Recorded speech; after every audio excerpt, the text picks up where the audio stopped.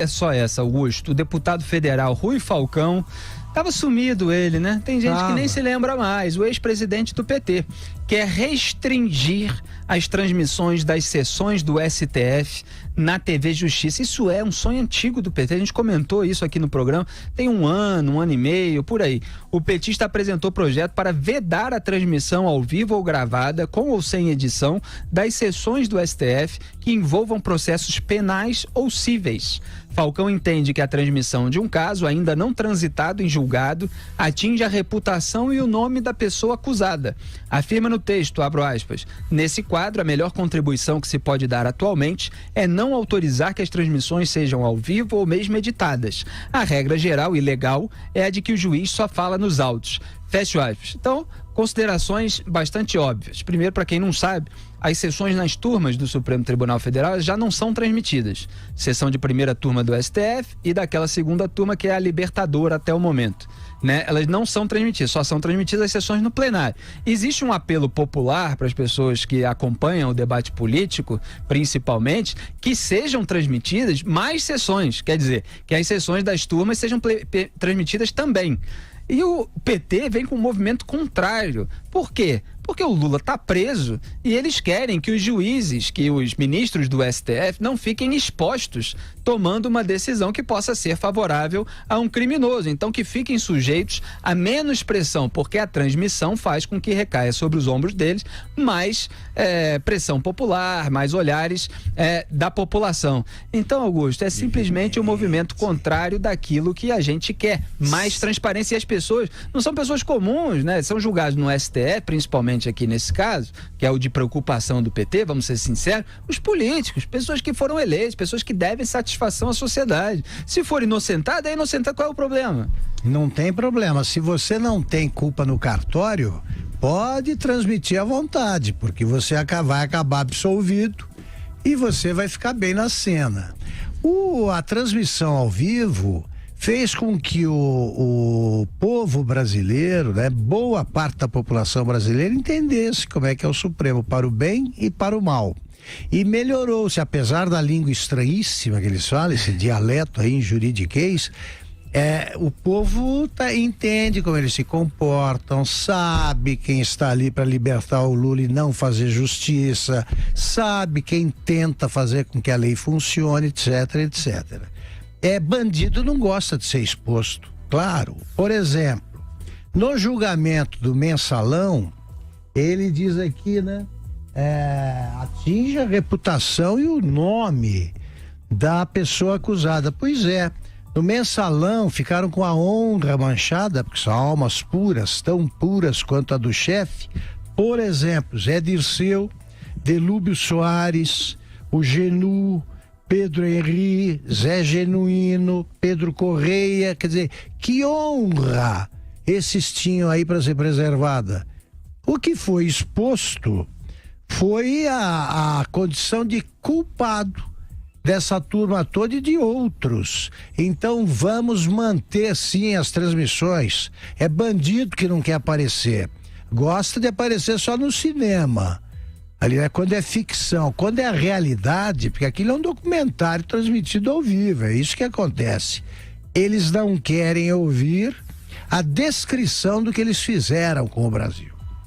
Eles não querem que a argumentação dos ministros, por exemplo, sofra o escrutínio público, porque a gente acompanha o julgamento é comentado nas redes sociais, separa-se trecho do vídeo no YouTube, publica-se, se transmite ao vivo em programas como esse. Então eles querem deixar tudo lá só para aqueles papéis longos que ficam disponíveis, às vezes meses depois do julgamento, que é para poder fazer tudo em surdina, né, Zé Maria?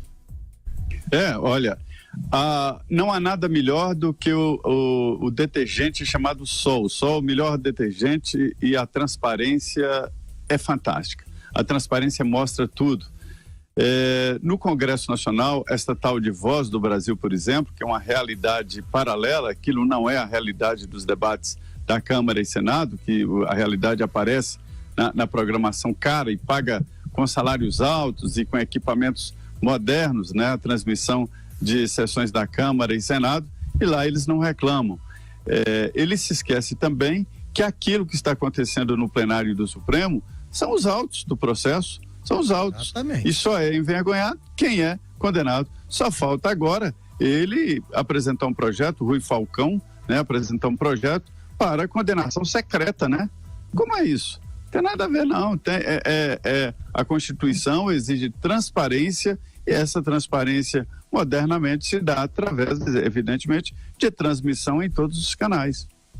Aliás, a gente comentou aqui no programa que a OAB, capitaneada pelo ex-candidato a vereador pelo PT, Felipe Santa Cruz, estava tentando adiar o julgamento de 10 de abril sobre a prisão após condenação em segunda instância. Saiu nos jornais aquilo que a gente analisou aqui antes. Quer dizer, a gente mostrou a possibilidade, o que parece é que o pessoal lá no STF percebeu que não teria maioria a favor de se reverter a decisão de 2016, quer dizer, uma maioria contrária à prisão após condenação em segunda instância, e falou ali com o pessoal da OAB para tentar adiar, porque é uma ação em que eles têm parte, então eles tentam fazer com que o julgamento seja adiado, e se disse também na imprensa que isso foi feito, viu? Que teve um movimento ali interno do STF, citaram o Dias Toffoli na matéria, e que, enfim, eles estão tentando adiar porque não tem clima, era isso que eu estava querendo lembrar. Não tem clima para soltar o Lula, na verdade, na prática é isso, né? Clima é outro nome da maioria, né? Exatamente, não tem clima para soltar o Lula, tipo,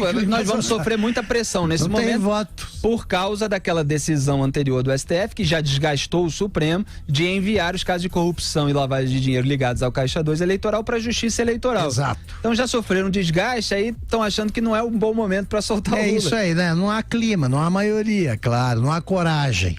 Agora, o que eu acho impressionante, Augusto, é que essas matérias são publicadas e essas matérias estão indicando, que a gente analisa aqui como uma possibilidade, que a gente conhece esse pessoal e tal, mas essas matérias indicam como uma informação apurada pelo jornal e fica tudo por isso mesmo, quer dizer, é como se ministros do Supremo estivessem articulando com uma parte ligada a uma ação de adiar ou não aquele julgamento. Olha, já sabemos qual vai ser o resultado, então ilegal. Como é que pode um negócio desse? Isso é completamente ilegal, isso é crime, isso aí não passaria sem uma punição exemplar em qualquer corte de país civilizado no mundo. Imagina, eles estão combinando, isso que é articular. Articulando com a OAB, o Supremo e a OAB, quer dizer, os que vão julgar e os advogados, que maravilha. José Maria Trindade. Me leva a pensar que se articulam de um lado, articulam de outro também, né? Se articulam no sentido de analisar fora da capa do processo, como dizem os ministros do Supremo, que processo não tem capa, né? Tem conteúdo, independente de o nome de quem esteja na capa, aí é um caso de julgamento da capa sem um conteúdo, porque todo mundo sabe que apesar do pedido da Ordem dos Advogados do Brasil definir ali a prisão ou não em segundo turno, definir uma nova jurisprudência, todo mundo sabe que está julgando ali a tentativa de tirar o ex-presidente Lula da cadeia. E aí dá a impressão isso, de que não vai conseguir. Então vamos deixar isso para lá. Sentença é uma coisa muito séria e envolve vida de pessoas, de país e de costumes. Não se pode brincar com isso, né? Exatamente, esse tipo de informação só faz confirmar que é um tribunal eminentemente político, que é a crítica que em geral a gente faz, porque são ministros indicados pelo presidente da República e que fazem uma grande articulação política e às vezes tomam decisões políticas que não são diretamente ligadas ali às questões realmente jurídicas.